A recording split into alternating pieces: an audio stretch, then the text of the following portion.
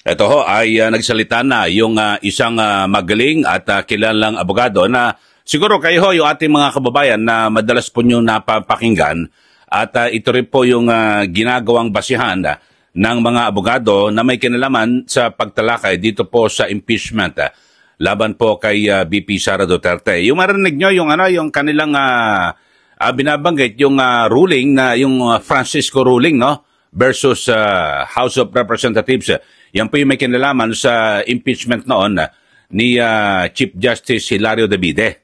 So siya po ay nagsalita na at kasi madalas na binabanggit po yung Francisco ruling at na kung saan ay ito ang ginagawang basihan na mali daw ang naging desisyon ng Korte Suprema dito po sa pagdedeklara na unconstitutional yung ika-4 na impeachment complaint na inihain ng Kamara laban po kay VP Sara Duterte dyan po sa Senado. Pakinggan lang ho natin mga kababayan para po sa inyong kaalaman, ito hong si Atty. Francisco. Dito ito yung report. Suportado ng batikang constitutional lawyer na si Attorney Ernesto Francisco Jr.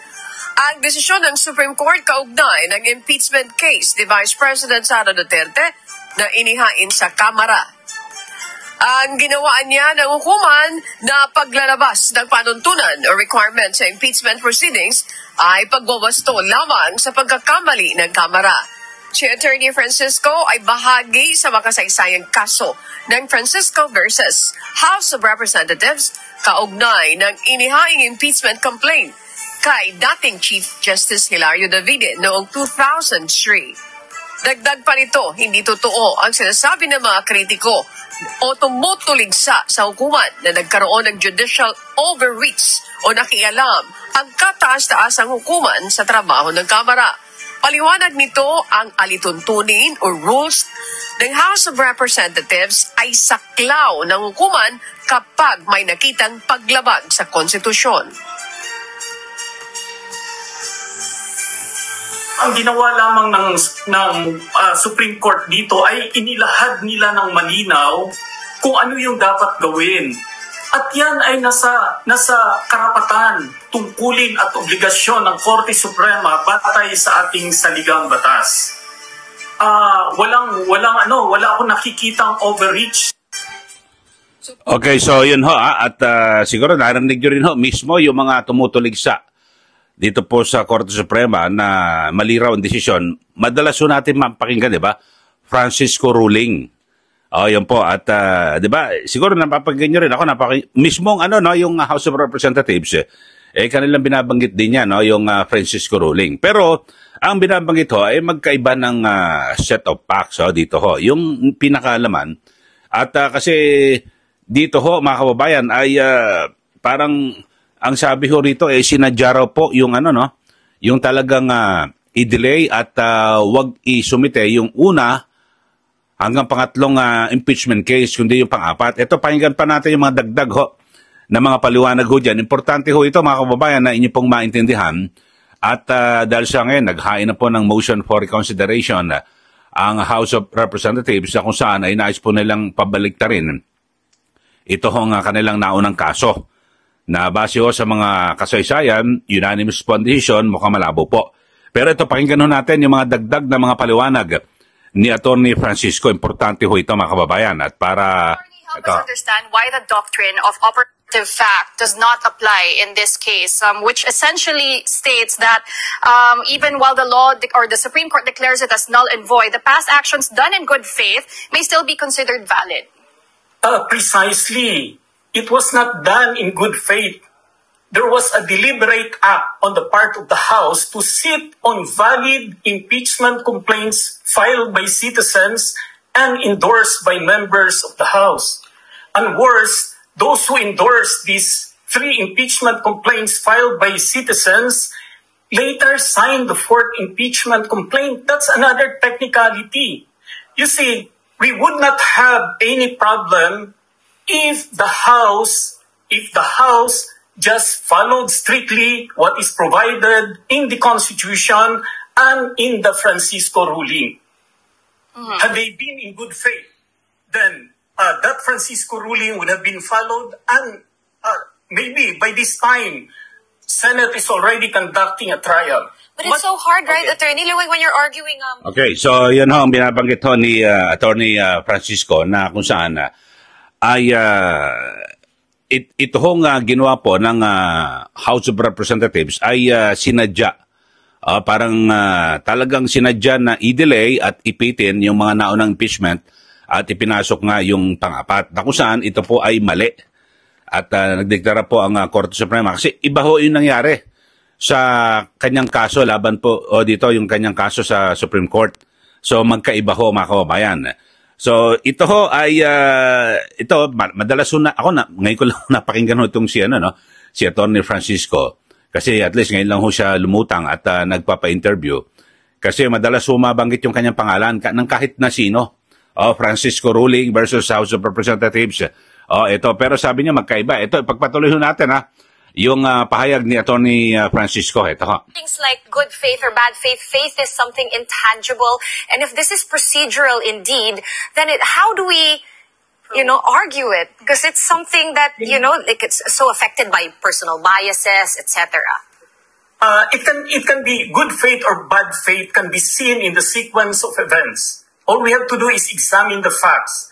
And we can see here a deliberate avoidance of the constitutional one-year bar rule. Don't violate the Constitution. That's basic.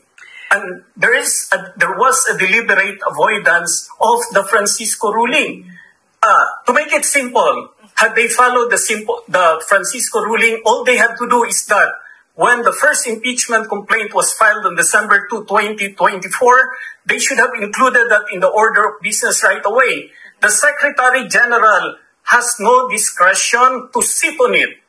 But on the contrary, based on the constitutional provision, the Secretary General is mandated to immediately refer it to the Speaker and to place it in the order of business. But it did comply. There were 10 calendar days. Session days, sorry, 10 session days. Even if there was bad faith, let's just say it complied with what the rules say. No, says, because there were 19 days, there were 19 opportunities for the House to act on it. But what happened was that on the last day, on the 10th session day, February 5, 2025, the Secretary General included all four in the order of business, additional reference of business. Mm-hmm. And the Secretary General read the fourth impeachment complaint first. So are you first. saying 19 session days? Not 19 session days. 19 days that Congress House was there. Oo nga po, pero they are counting session days. No. And the rules say session days too, right? Yes, order of business. But if you will notice, there is such thing as additional reference of business. In fact, these impeachment complaints were included in the additional reference of business, which were taken up outside of those 10 session days, but within 9. Okay, so yun ho, maliwanag ho mga kababayan. At least ang binabagit ho ni Attorney Francisco na kung saan ay sinasabi niya, base po sa kanyang pananaw at pananindigan na talagang tama po yung naging desisyon ng Korte Suprema at nilabag daw di umano ng House of Representatives ang itinatadhana ng ating saligang batas na one-year bar rule na kung saan ay yung unang impeachment ay hindi agad ipinatakbo o kundi ito po ay inupuan, sinadyang inupuan, i-delay, tapos yung pang-apat ang ipinasok. So yun po ang binabanggit ni Attorney Francisco. So, tiyempong-tiyempo ito dahil sa naghain ng motion for reconsideration. Ito hong kampo ng mababang kapulungan ng Kongreso. At ito, pakinggan lang ho natin sandali itong pahayag ni House Speaker Martin Romualdez sa kanilang paghahain ng motion for reconsideration.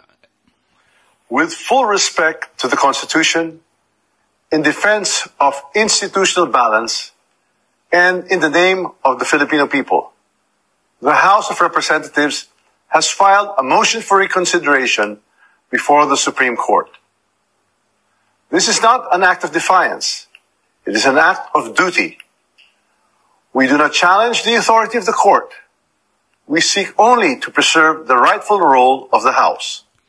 Okay, so yun po ang pahayag ni House Speaker Martin Romualdez na kung saan ay kanyang binabanggit na naghain na po sila ng motion for reconsideration. At sabi niya, hindi naman daw po ito ay defiance o pagsuway sa Korte Suprema, kundi ay nais din po nila na ibigay yung kanilang panig at yung kanilang sinasabing karapatan na kung saan ay ang mababang kapulungan ng Kongreso o House of Representatives meron pong karapatan na mag-initiate ng impeachment. Pero sabi po ng Supreme Court sa kanilang naunang desisyon, nilabag po dahil sa inupuan, sinadyang inupuan, di umano yung unang tatlo, dapat yung una ho talaga yung December 2 na impeachment case. Kung yun ho ang pinatakbo, sabi nga ng Atty. Francisco, kung yun ho pinatakbo, dire-diretso na, baka ngayon nagka-trial na po sa Senado. O papatapos na rin yung trial, di po ba? So, yun ho. Kayo ho, mga kababayan, kayo na po ang umusga, pero eto, yung ako, nagulat lang ako, lumabas na rin po ito si Atty. Francisco. At least kasi lagi ho siya nababanggit ho, mga kababayan, di po ba, ng mga kung sino-sino mga sinasabing legal expert at ginagawang, di ba, yung ginagawang yung basihan, yung kanyang, yung nasabing ruling na kung siya po nanalo sa Supreme Court, di ba, yung Francisco ruling, yung madalas ho natin mapakinggan. At least, nandiyan na ho siya, mga kababayan. Yun lang ho, maliwanag. At samantala, yung Senado naman ay, sabi po, ay mag-decision sila ng sarili nila. Kasi ang karamihan ho, sabi nga po ni Senator Jingoy Estrada, ay susundin po ng mayorya ng mga senador ang desisyon ng Korte Suprema. So kapag nangyari ho yan, wala na. At magiging moot and academic na ho, no? Yung motion for reconsideration ng mababang kapulungan ng Kongreso. Pero base po sa kasaysayan, dito po sa ating bansa, na kapag naghain po ng motion for reconsideration ang isang partido, pero ang desisyon ay unanimous, ni isa man ay walang tumutol, yun ho, base po sa kasaysayan, ay hindi po nababaliktad ang kaso. Ewan lang ho natin kung magkakaroon ng bagong kasaysayan na kung saan unanimous, nabaliktad ang kaso. So yun lang ho, mga kababayan. At ang pinag-usapan ho natin dito, maliwanag ho, yung si Atty. Francisco nagsalita na merong karapatan dahil sa nasalang din sa kanyang kaso sa Supreme Court, sabi niya po, walang nilabag. Hindi po umabuso ang Korte Suprema at tama ang naging desisyon ng Supreme Court na pagbasura at pagdedeklarang unconstitutional ito pong impeachment case laban po kay VP Sara Duterte. Siguro sana maunawaan din ho ito ng mga tumutuligsa.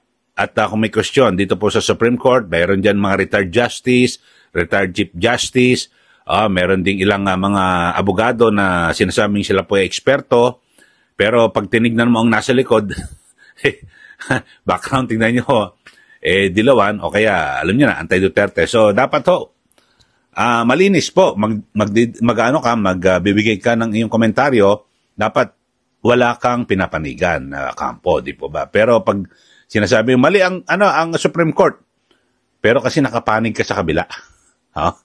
At ayaw mo kay Duterte, parang ganun ho. So hindi bias ka, di ba? So dapat ganun ho, wag na magsalita. Mga kababayan, kasi guguluhin mo lang Pilipinas di ba? Kaya mismo nga si Senator Drilon dating Senator Drilon, yun, Liberal Party yun at talagang kilalang dilawan, sabi niya, hindi, respeto natin ng Supreme Court para wag tayong mahantong sa constitutional crisis. Okay? So, bago lang po sa ating channel, mag-subscribe na po kayo. At huwag niyo rin pong kalimutan na i-like at i-share. Maraming salamat. Muli, ito po si Ka Eli. Magandang araw po sa ating lahat.